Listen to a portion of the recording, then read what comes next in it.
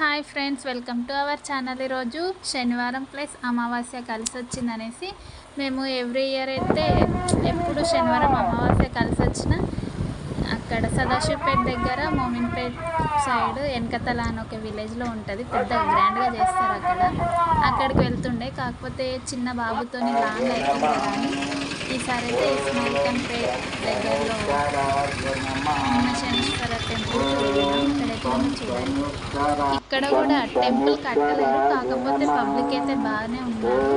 ఇంకా మా ఆయన అక్కడ కావాల్సిన కొబ్బరికాయ, బ్లాక్ కలర్ది క్లాత్, నల్ల నువ్వులు, ఆయిల్ అవన్నీ తీసుకోవడానికి ఇక్కడ లైన్లో నిల్చున్నారు. ఇంకా లైన్ చాలా పెద్దగా ఉంది. ఇక్కడ పూజ చేయిస్తుంటే హ్యాండ్స్ పైకెత్తి వాళ్ళు చెప్పిన మంత్రం అయితే చదవమన్నారు.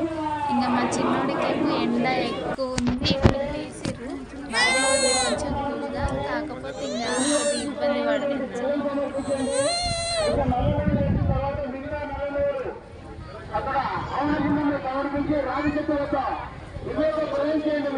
ఇక్కడ లోపల పూజ చేసిన తర్వాత అక్కడ వాటర్ అందరి తలపై చల్లుతున్నారు. ఆ వాటర్ మా పైన కూడా పడ్డాయి.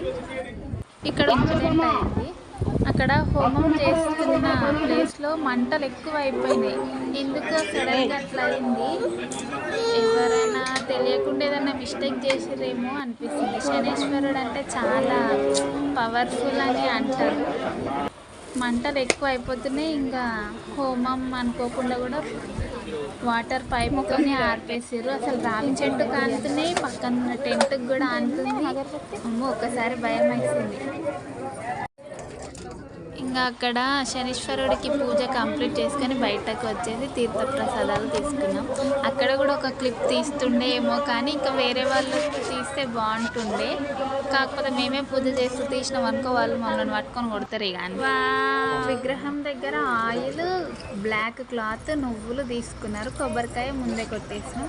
ఇంకా అగరబత్తి, కుంకుమ అవేమో ఇక్కడ మంటలు వేస్తున్నారు. ఇంకా మా ఆయన మా చిన్నోడు కలిసి ఇద్దరు వేసి వస్తున్నారు. ఎండగా విపరీతంగా, ఈ ఎండలకు భయపడి చిన్నోడు తీసుకొని ఏం వెళ్దాంలే అని ఆలోచించినాం చాలాసేపు. కానీ ఇంకా మాకు దేవుడు పిలుపు వచ్చింది అనిపించింది. ఇంకా బయలుదేరినాం. ఒక హాఫ్ అన్ అవర్లో వెళ్ళిపోయినాం.